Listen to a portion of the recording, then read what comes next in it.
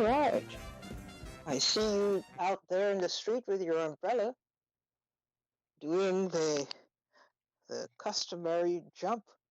This is the Dirty Dozen Brass Band with I Shall Not Be Moved. It's from their 2009 album, Funeral for a Friend. The Dirty Dozen Brass Band with I Shall Not Be Moved. You should try and get that album. It's a really beautiful album. Very well done. This is Leid Stories. I'm Utrice Leid.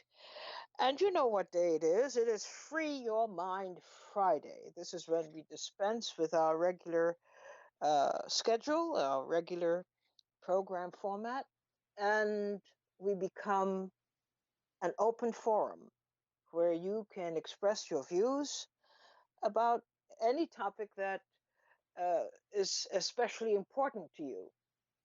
And hopefully, you have something important to say, something strong to say, because apart from everything else, we're looking for how people react to what you say. 888-874-4888 is the number to call. 888-874-4888. We have only a couple of rules. One is don't take forever to get to your point. Be as concise as possible and as clear as possible, and be mindful that we keep our language clean. That's very important on this program. I've never had to say that, but it is important to say that as we open up the microphones to maybe new people coming in. All right, so let's hear what is on your mind. What would you want to free your mind of today at 888-874-4888? All righty, who's up first? Let's see.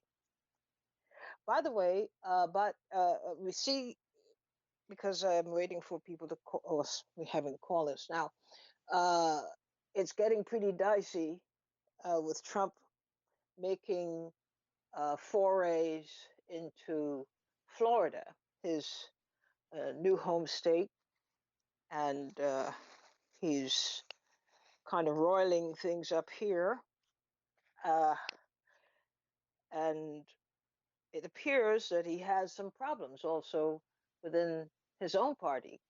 People are getting fed up of the chaos that he's causing, and they see ahead, if it continues, they certainly will lose the election and probably lose it very badly.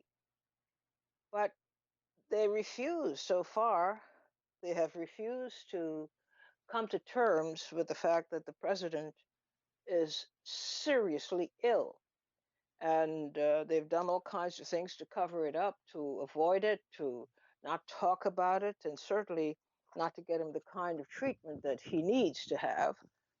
And instead, they drew him even closer to their breasts with hoops of steel, as my father would say, uh, with hoops of steel. So now that he's acting out even more and he's getting more and more out of control, they're still trying to put it that he is doing politics. This is not politics. He's acting out, and he is descending into an abyss that only he knows. But it is a very sad thing to witness on one level, because you see a person falling apart. There's no question about it. And that person happens to be the leader of a country. And how does the country decide to lead itself? I mean, that's what's going to happen, because there's so much damage done and continuing to be done. And nobody seems to be able to rein him in. Okay, so I have to ask, what's going on with our phones? No callers yet, they said to me. And that is extremely unusual. So I'm wondering whether something is up with our phones. At 888-874-4888. We normally have a traffic jam, but we've been having the phones are working, they say. Okay, fine. So uh, what's shaping up is, and I hope we are paying attention, we are as a nation going to be facing the direct result of inaction uh, by the people who are supposed to run interference.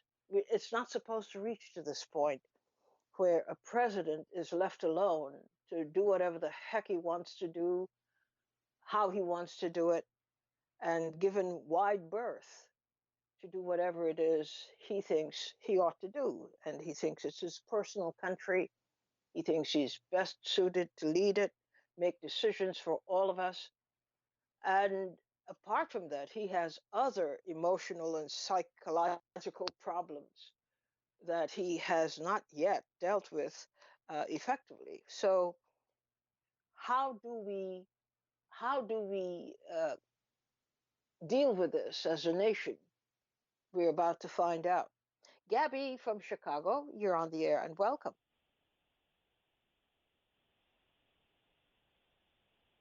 Hello, Gabby. You're on the air. Into the United States Post Office, and you interviewed an author who wrote a book on it. And I was just wondering if you were going to be doing any more of that kind of stuff, like having people come on and interview them and things like that, because a lot of the shows lately have just been, just you and your audience and things like that. Okay, yes. In fact, I have quite a few lined up, but what took precedence or what has taken precedence is just reacting to what we're going through as a nation. And in the order of importance, it felt like it was more important to have the people speak about what they feel is important to them than for me to do interviews with authors. I have several authors, and in fact, I just fired off a note to one of them to hang in there. We're going to get to the book. It's important. That too is important, but we had a choice to make, and that was, are we going to pay attention to what the people are feeling viscerally? That was the case, and we could always get to the book a little bit later. It's not going to harm the books that we have been looking at. Okay. I mean, I just like the kind of investigative style of what was happening, and I guess the post office, again, is kind of in the limelight, so to speak. Well, I did a major I think you had on Charles piece with the Ortel, who's post sort of office an some years investigative. ago. It was really, and I'm not boasting about it, it was a very excellent piece on the Yes, post I agree. office and how it emerged as such a central agency in our lives, and the far-reaching impact it has had as an institution. But it's time to revisit it, I think, because, of course, we know that Trump is aiming to just dismantle the post office. Thank you. Thank you for calling. Sonia from the Bronx, you're on the air. Hi, you two. Happy Friday. Along with the lines, Thank you. along, along with the lines of the caller just now, maybe we can have somebody talk about HR 666, which is supposed to be incorporate the contact tracing provisions throughout the country. There's $1 billion proposed to fund, I believe it's Homeland Security, to implement, among other things, contact tracing. And that's something that we all should learn more about, that bill, HR 666. And also this issue about masks. It's so ludicrous that we are asked to wear masks when in reality only the highest level masks, such as the N95 and higher, can block the virus, because the virus particles are so minuscule that they can pass through anything. So people are being asked to wear masks and not being told which masks to wear, not being provided specific masks to protect against the virus. So it's ludicrous that we're told that that is our number one, precaution against the coronavirus, and people need to address that because we should be given the appropriate protection to stop this spread of this virus, and we are not. We're just being given executive orders, meaningless executive orders, and I really don't get that. See, this is the problem I'm having. Today, something is said, and it is presented as this is a new rule. For example, that we should wear masks even at home. That was a rule developed yesterday. How it came about, and what it is that we ought to do now. Is there to be a different mask at home or a different mask out in the street? I don't understand what's going on. And Well, I hate the idea of functioning in a haze. So we haven't gotten definitive information. And that again is because the White House is in a state of utter and complete chaos. Dr. Fauci and Dr. Birx and other people who are, or at least they started out being the experts on these things, were prohibited from having any public say. They're not. They're prohibited from engaging with the media and saying what is going on. And there are 50 different people talking about this. Bill Gates is now being positioned as an authority on it. I don't understand what's going on. And who exactly do we take the directions from? I don't understand what's going on at all. So I am confused. Well, but everyone knows pretty much the N95s are the ones that most protect against the virus. Bandanas and these paper masks do not protect against the virus. So why are we being told we must wear masks? I think this is really, the goal is conditioning us to accept whatever they say, so that we're just left helpless. We're left mindless, without being able to analyze what they're telling us and whether or not it makes sense, whether or not it's even legal. Constitutionally well, the other problem is that we have all these various points of view. On the one hand, we have no information or confusing information. On the other hand, we are not hearing from the people that we, to use the word, trust. We do not have trusted voices actually directing us or telling us what they think is happening and how we are to position ourselves in this whole mess. We have no way of exercising very confidently our own judgment. We're not able to do that yet. So it is a total state of chaos.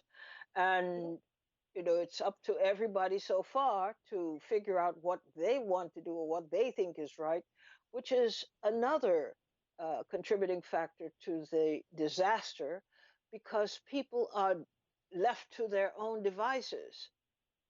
That's true. But when you're doling out billions of dollars, billions of tax dollars, and not giving the taxpayers who generated those dollars any tools or resources to protect ourselves, that's what we should be protesting against. This is our money, and it's not being given to us for our protection and for our benefit and for our well-being. We are just being told, do this, do that, and we're taking your money so that we can do whatever we feel is necessary, whatever we feel. It's a total mess, and we have to question this. We have to question why are masks needed, what kind of masks, who's going to provide those masks, why isn't the money being allocated to provide those masks and other resources. We have to question this every single day. Yeah, but you know what you're saying, and I agree. I should say, you know what you're not saying. What? And what you're not saying is that a critical piece of this puzzle here is that Trump has to be removed from decision making with regard to coronavirus. He should not have anything to do with it in terms of But it's not advising Trump. what But we have to do. Trump isn't telling Cuomo or Murphy what to do. They're just coming up with this stuff on their own. So yes, you're right. Well, The they're following administration. the leader. The Well, leader has set a very, well, very bad shame, example. shame on them. Shame on them because this is our money and this is our health and our lives. So That's right. shame on them. And we should, having suffered this kind of damage before, we lead the world practically in diagnosed cases. Certainly, the numbers of deaths should shake everybody up, whether it was necessary to reach this point. But they still continue and they still leave Trump in charge. Trump is driving this whole thing. But Everybody I think who really should be a critical element in forming, and that's what we need. We need a whole group of people who have considerable expertise and are not looking to control anything. They're looking simply to understand the disease and to prepare the people for how to deal with it. But Trump has singularly usurped authority over everything and making a mess of it just the same. And then the governors at that level, they're doing the same thing. They feel that there's no leadership, and in the absence of leadership, they have to step in and do something. But what person A thinks is right and what person B thinks is right are two different things. We are really screwed here but because it doesn't take nobody's a in charge and genius. everybody's in charge at the same time. It doesn't take a genius to understand that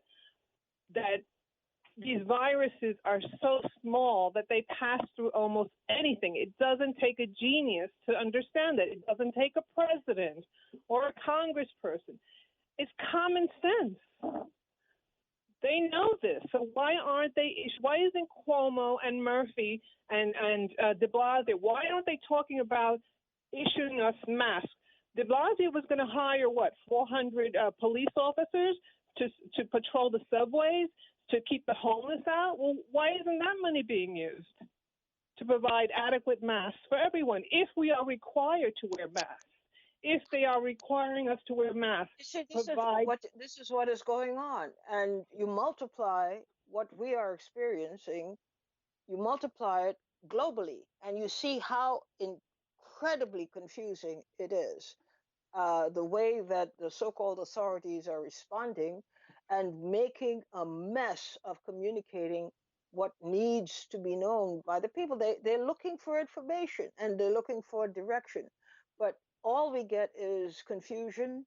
One group is saying one thing, another is saying another thing. The governor says this, but the president says that, and then the Congress says another thing. It's ridiculous. It really It is. is And ridiculous, in but we're fact, is a direct threat. It is a threat to not just our health, but to our lives. And they still yeah. can't seem to get it together. Thank you, Sonia, Right. for calling in. Thank you, Lincoln from the Eugene. Bronx. Thank you. Lincoln from the Bronx, you're on the air. Oh, no, sorry, Mount Vernon. Hey, how are you, Utrice? Okay, how are you doing today? I am persevering as usual. Taking a What? break today from persevering as usual. Oh, good. Yeah. I want to make a couple of statements. As this lady mentioned HR 666, it just triggered me to add this to some of the things I'd wanted to say. Unless you've read Revelations and understood Revelations, you don't really understand what's going on politically. And everything that is happening right now, I am forced to say it proves the veracity of the Bible. Everything that is Okay, going on right now. Lincoln. Yes? Don't take us there. Don't take us there. You could You recommend said that people read Friday, particular Friday we bring up. passages, but we're not about to discuss revelations as No, I'm not part going to of the discuss program. Revelations. I was just saying that before I go on, just because that lady referred to HR 666, and because of that 666 in Revelations, etc. That's I was just touching on that briefly. What I really wanted to say is this: the chaos. Hello. Yes, I'm listening. The chaos that you're talking about was not Trump engineered. And I think for some reason, because of the dislike, the tremendous dislike for Trump, we're ignoring the truth. I watched a conference with Bill Benny yesterday, 11 in the morning. It was for several hours. And he proved that Roger Stone and Flynn were set up. It was completely false. He also proved that the RussiaGate pointed back to the CIA So, and so what are you also to talking? the. Wait. So, what are you talking about today? I'm going to get very, very strict about staying on point. You started out talking one thing, and now we up to Roger Stone, and we talk about Revelations in 666. Make a statement, a conclusive statement that summarizes where you're going, and then go there. But let's not My have a statement scenic is tour. my statement is this chaos you're talking about is not Trump um, created, and I never said it's that. all. I never said that it was created by Trump. I simply said that there's chaos. Trump is used to chaos. I did not I didn't say that say you he said that. created I the didn't say. I chaos. said I made a statement. I didn't say you said that. I didn't say you three said that. I said this chaos is not Trump engineered. I didn't say you said that. I said this chaos is not Trump engineered. I didn't say you say that So it is so. yeah, but it, I was it just trying it to make that it clear. falls to reason. Why do we quarrel every time we talk? I'm not quarreling. No, no, no, because I I am. am one who. You force me into quarreling because No, no, you no, make no, because statements and I. then you come back and then we get entangled in in stuff that has absolutely no relevance to what we should be talking about. So let's start from the beginning. Make a definitive or declarative statement, please, on what it is you wish to speak about today, specifically. Okay, one of the reasons why we cannot have Fauci at the helm is because we have to look at Fauci all the way back from HIV with him and Gallo and Ebola and presently everything about this disease indicates that it is engineered. It's not a natural disease. And I think we are ignoring that. And for us to see that it's 40 back in 2017 was after I saw a speech where he said, in this administration, there shall be a surprise epidemic. How come we are ignoring that? He literally said that in 2017. He said, in this administration, there will be a surprise epidemic. Why is it we're ignoring something like that? We see Bill Gates in interviews saying that he wants it mandatory that the 7 point something billion people in the world be vaccinated. Why aren't we paying attention to that? Who gives Bill Gates that right? You know, the same man who is involved with what do you call it, sterilization, vaccination in Kenya, sterilizing little black Kenyan girls. So I'm saying to you that all what is going on, we're being very simplistic about it. Is some of this is planned confusion, and we're ignoring the part where there has been a coup, and the coup has never ended. The CIA, the FBI is completely politicized, and everything is being weaponized. And the people, the people who, the Democrats, so-called Democrats who hate Trump, they are so sick to the point that they would rather see a war between Russia and America than deal with the truth. That's what I'm talking about. And I'm not a Trump supporter. I am an objective thinker, but I see this descending Nobody's into. questioning nobody is accusing you of being a Trump supporter. I just I'm want to just make trying to that get some clear. clarity. I like clarity.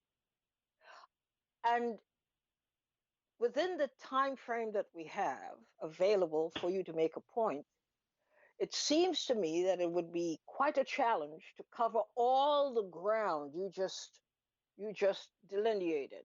We can't cover all that ground. So you will have to try your best to take a chunk at a time that you could handle from A to Z and that we could follow you and your reasoning. But when you come at us with a torrent of different issues that we ought to be considering, we will pay attention to none of them because we are overwhelmed by what it is you're presenting. And you don't seem to appreciate the fact that we are merely human. We cannot absorb all of this that you're presenting at the same time. So you have some homework to do. Simplify your presentation and get in the habit, if you can, to take one chunk at a time that you can authoritatively deal with. Otherwise, you know what? You sound like a guy just spitting in the wind. You're talking everything and nothing at the same time. Because listening, we can't follow you. We can't make sense of how your brain is working. And we can't manage all the information you're throwing at us that comes from all over the place and not streamlined to help us understand what your point is in any given presentation. You're all over the place. So you think you might want to take on that assignment of simplifying and streamlining what it is you have to say so that we can more fully appreciate each presentation as a self-contained uh, entity, if you will, and we can follow what you're saying. But when you're all over and everything is equally important and everything is equally dangerous, we cease. We cannot keep pace with what you say, let alone understand it. Does that make sense to you? I hear you. So I will. It's not about if you hear me. It's about Yes, whether you're I hear willing you. to amend your Yeah, presentation in a way I that will. helps us keep pace with you, because you outpace I us all the will. time. I will amend my presentation for your sake, but I will end on this Uh, note. No, no, I'll end on this note. What I was trying to say to you when I presented all those things is to say that we are oversimplifying things and not connecting the dots because it's a lot of dots to be connected. It's a Trial. lot of dots to be And connected. And if we, you proceed to define all the dots, and then we're overwhelmed. So you have to pay attention to this because you have important things to say. I don't dispute that. You have important things to say, but we are overrun by your technique in presentation and we are overwhelmed. So simplify, work on simplifying your presentation so that we could understand all of what we need to understand under one subject. And then you move on to another one. okay. I don't mean to beat you up. I hope you don't feel like that. It Oh no, this no. I'm really, a warrior. I'm No, saying no, this in no. this You spirit. can, you can. I'm saying it in this I spirit, am well. Lincoln. I'm ready for the fight. I am not. I am not. You're ready for the fight. Well, that's a Yes, good I attitude. am. Yeah, yeah. Well, I here's am the like thing. a lion. I walk alone sometimes, in my points of view, etc. And I'm not afraid to stand up for my beliefs. I clearly understand that. I'm saying that I recognize that you have something, many things that are very important to be heard. And I am afraid that just in the manner of presentation, you might be working against your intention by overwhelming us with information. So I accept select that. something that you can reasonably go from A to Z on.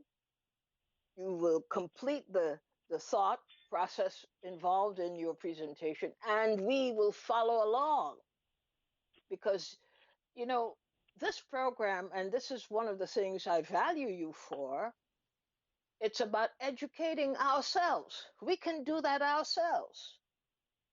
We can share what we know, and we can be a vital force in educating each other. But we don't want to risk losing what you have to offer simply because of technique or simply because of approach. These are correctable things. Okay, Do you I agree? accept your advice. I accept your advice. Okay. Yeah. Well, that makes me feel good, and it will make me feel Yeah. good for at least another 2 weeks. Okay. And I still love you. I still love you. Okay. I love you too, Lincoln, and I thank you so much, really, for receiving it Oh, in that spirit. I thank you very much okay. for that. You're welcome. Have a Oh, beautiful rest you're of the day. welcome. Okay. All right. We go next to Henry from Chicago. Hey, Henry. Hey, Trees, how's it going? All right. I should ask you, how you like life in Chicago these days? Oh, it has its ups and downs, but so far we're still surviving here in Chicago. That's good. Yeah, just briefly, Mayor Lori Lightfoot, the mayor of Chicago, recently had to redefine, or maybe I don't know, but I know she's been contacting people over in Washington D.C. in regards to this, thing that Trump is going to send troops and such. But apparently, what she had did say, and she made a declaration that she is willing to accept. She's willing to accept federal agencies from the FBI, DEA, and whatever, but she made it clear that federal troops or National Guards will not be occupying Chicago streets. And she did say that if there's any type of constitutional mismanagement of any type, that she's going to be looking close to it, looking closely at it. And I was like, okay, all righty. So that is what she had declared in regards to that statement this week.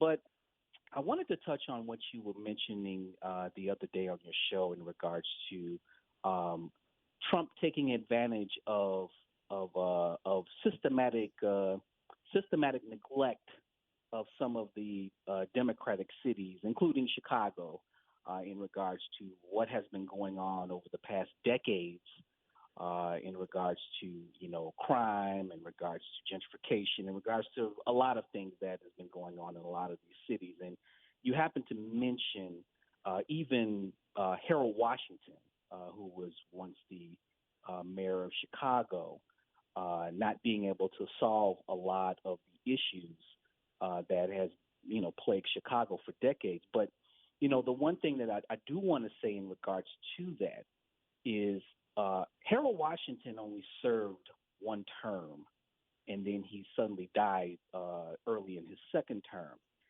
And you started to see that he was actually starting to make systematic changes, because what ended up happening was the first term of Harold Washington's term, he had to fight the city council because of the fact that, here we term it the city council wars, because in Chicago, you have 50 aldermen, and only 21 of them was on Harold Washington's side. So he basically couldn't get past.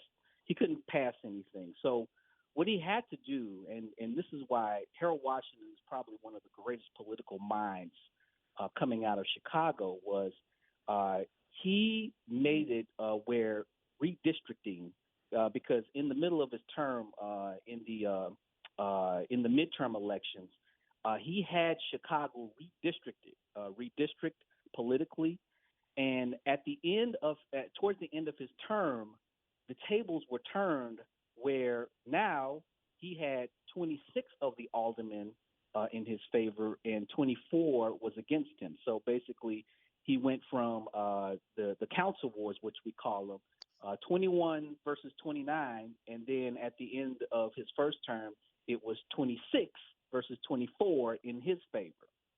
And then he died.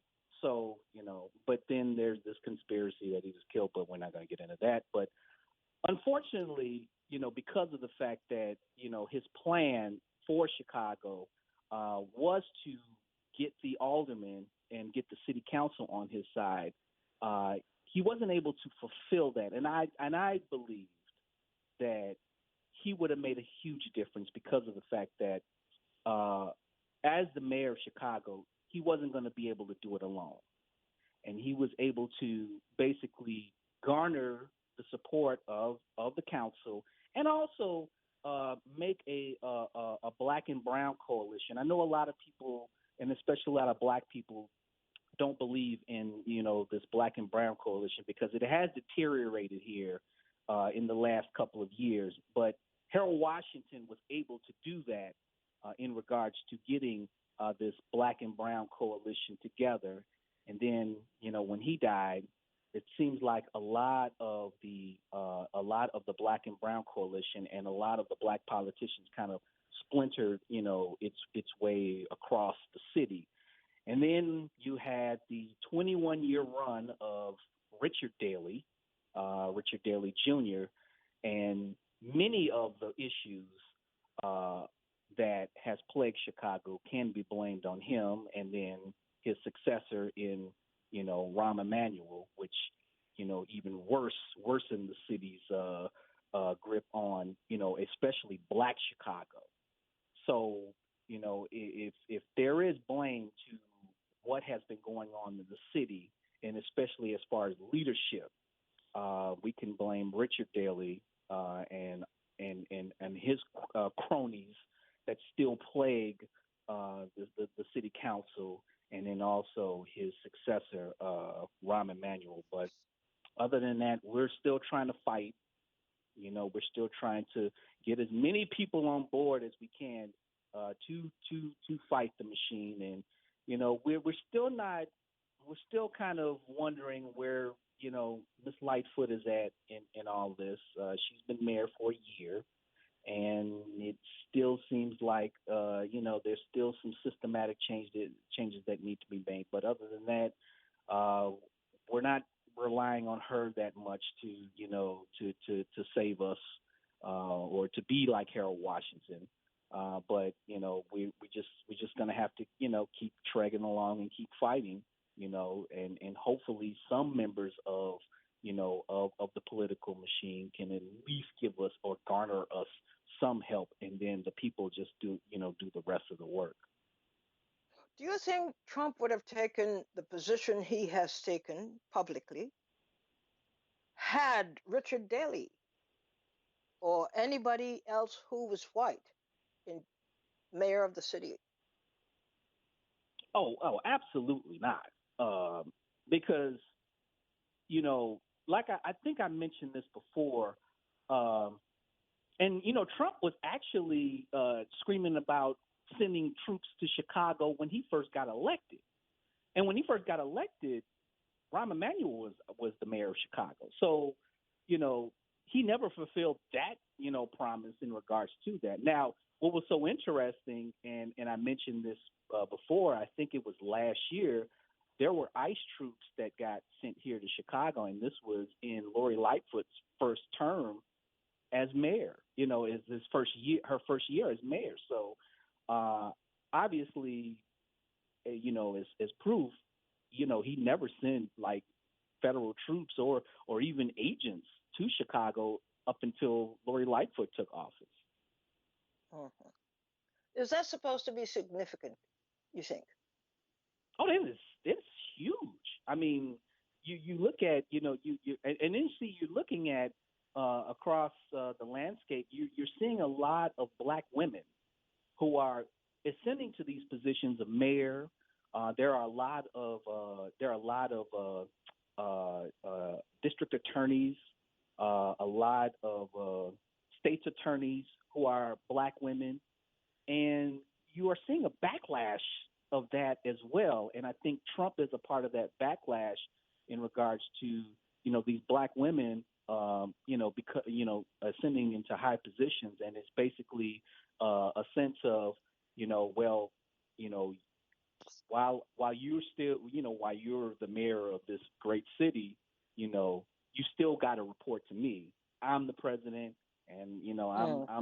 I'm the biggest white man in the country. So you know, so The biggest that's how white that man in the country. goes. Yes. Well, guess what you did in that presentation is that you busted a lot of myths wide open and gave us a different slant on what is being presented in the media, because they've flattened it as, well, this is essentially Trump taking charge of an out of control city. But of course, you coursed us through a lot of the racial ramifications underneath, including, and I was so glad you raised it, about where Chicago began to go under Harold Washington. And he was fearless. Harold Washington decided, if I'm going to be mayor of the city, I'm going to be mayor of the city. And we are going to work at making things better for everybody. It was a new tone. It was a new vision that he presented, and it gave Chicago, the city of Chicago, a great deal of hope. And he clearly endeared himself to the people as opposed to previous and even subsequent mayors who alienated uh, Chicagoans, one from the other, and from the government to the people. Two different things. I'm glad that you raised that and gave us some insight there. Thank you so much for calling. All right. Thank Duke from New Jersey, you're on the air. Hi, Utrice. Hello. You can hear me okay? Yes. I love it when Henry calls in because he gives, I feel almost like I've been transported to Chicago a little bit. And I don't know much about Chicago. And he just gives a very clear, down to earth kind of detail of what's happening there. You should, yeah, I like it when he calls in. I'm going to go quickly because I know time is running out. Um, Common sense, people. Common sense. A lady called in, I think it was right before Lincoln called, talking about the mask. And I just want to say this about the mask, Utrice. I don't know what you think about it, but if someone spat in your face, wouldn't you feel better if you had a mask on your face?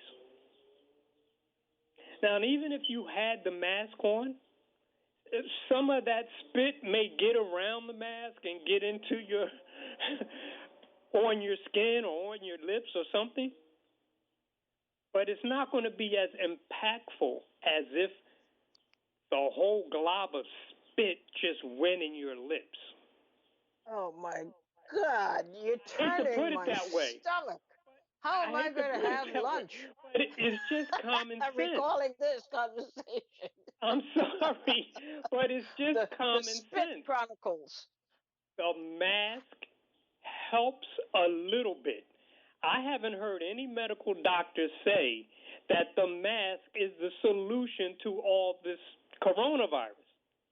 But common sense will tell you that if you cover your face a little bit, you may get less at the end Don't of the program. say it. Spit.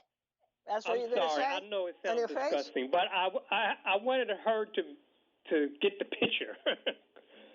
Yesterday, a guy ended the program talking about this conspiracy notion about Trump having arranged the whole George Floyd killing and all. People. Oh, Lord. I don't know.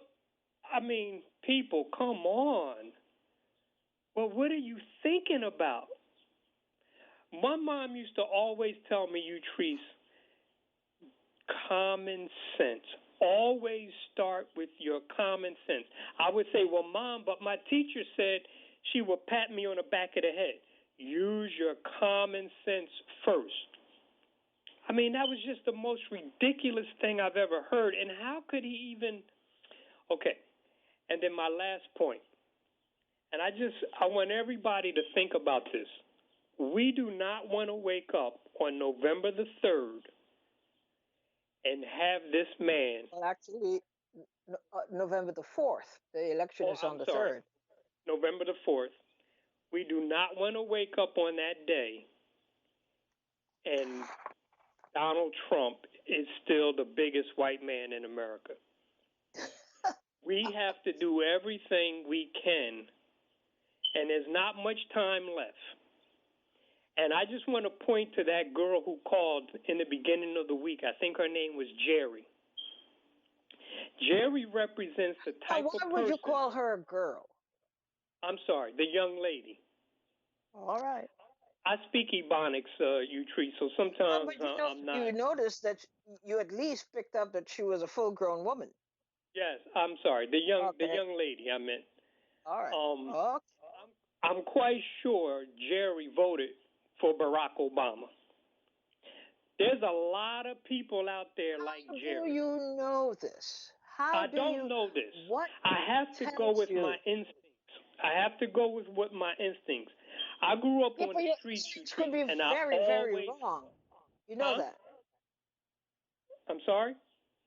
Going on your instinct does not smooth the fact that you could be very, very wrong. I could be very, very wrong, but this is how I go. But you can't leave it out and say, well, I know for sure she voted for Barack Obama. You don't know these things, so don't say that. Let me correct that because then. you put yourself in a hole. Okay, let me correct that then. You're absolutely correct. I suspect that Jerry represents, her voice represents a lot of those people, a lot of those white people, I should say, who voted for Barack Obama when he first came on the scene.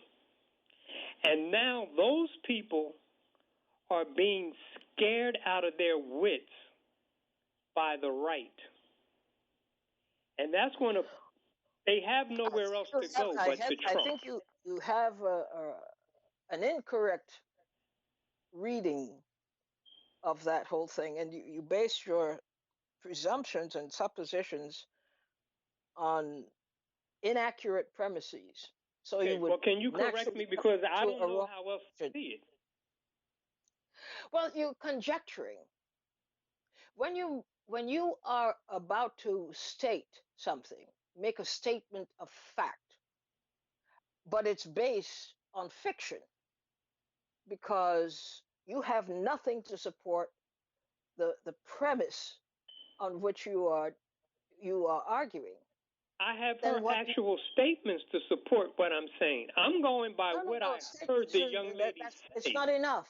It's not enough. When you say you feel very strongly, this is what it is, that she actually voted for Barack Obama, but now they're scared and whatever else is coming after that. But you got to get out of that habit because you're creating fiction. And you Okay. can't prove anything you said that formed the premise for your conclusion. You can't do Okay. it. But you trees. Common No, no, sense. no, but, no, but. Okay. That's the fact. That's an Okay. And incontrovertible fact. If you okay. start I just off want to with end a with one bad or positive note. incorrect premise, any conclusion drawn from that fact or Opposition. your But premise will be flawed. okay. I was recently searching on YouTube and I came across a video of Hugh Hamilton interviewing Chris Hedges. And Yeah. I just put that out there because I know I had asked you about him not long ago, and so I just threw that out there. But okay, I'll reanalyze my position Thank you. I and have not reconsider. lost touch with Hugh. We just haven't talked in a while, but I still feel very warmly toward Hugh and his entire family. Thanks, Thank Trees. you for calling in. Bye bye now. Let's see. Jay from New York, you're on the air. Yes, good afternoon, Lucrease. I know we don't have too much time. I would just Thank like to you. say that I agree with your last caller in regards to some of these individuals in this country who will vote again for Donald Trump. The only solace is that if he does get another 4 years, it won't be as bad as people presume it to be. Maybe in that 4 years, it'll give people the opportunity to come together and work to create a better candidate than Joe Biden, who could maybe do something to then change the country in 4 years after the type of damage that Donald Trump will probably do. I'm more concerned with getting rid of Mitch McConnell than I ever will be with Donald Trump, because Mitch McConnell is the most evilest man in America in regards to politics.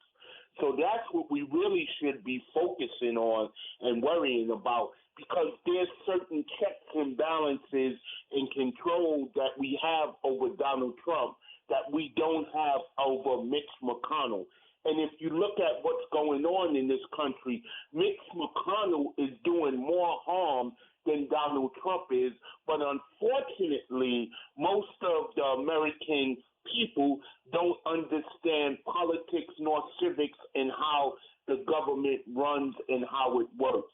So that's who we should really be collectively focusing on to get rid of that evil person. And Donald Trump will just play itself out. Now, the bottom line is we at some point in time have to come to reckon with what is the purpose of people who we polluted to office. Case in point, like I spoke earlier in regards to John Lewis. When it's all said and done and it dies down with the passing of John Lewis, we really need to take a look at his history and what he did for his community, just like Cummings and the other black politicians, aka in my community, Charlie Ringo. And if the truth be told, they haven't done nothing. That's why we don't have black communities. That's why we Yeah, don't but have wait a ourselves minute. I as have a to people. stop you there. You can't say they haven't done a thing because they've done quite a bit, as a matter of fact. Nothing. You probably don't know the entire history of what they have done. You probably know the history of what they have not done. But it is not accurate to say they Let haven't me, done you anything. trees. Can I just leave you with this? Can I Sure, leave you with this?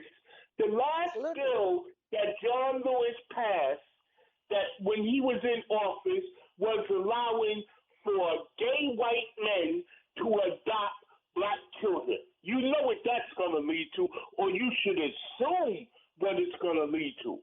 These are What's the it going type to of lead? things that I'm Wait a minute. talking What about. is it going to lead to? It'll lead to pedophilia, molestation, rape, and all Oh sorts of Lord, evil. I thought you were a progressive voice, but you just No, no, went no. back at least a couple of centuries there. I'll give you a perfect example. Is it that Charles you're not Stanley saying, was because what this you is another say. topic, how is it that you're not saying that the fact that black men have left these black children, abandoned them, Now, refused to take care of them, left them desolate, and still assumed no responsibility for them. How come you're not critical of that? no. Let's be clear on the history. History pertains to all matters. No. Don't tell me about history.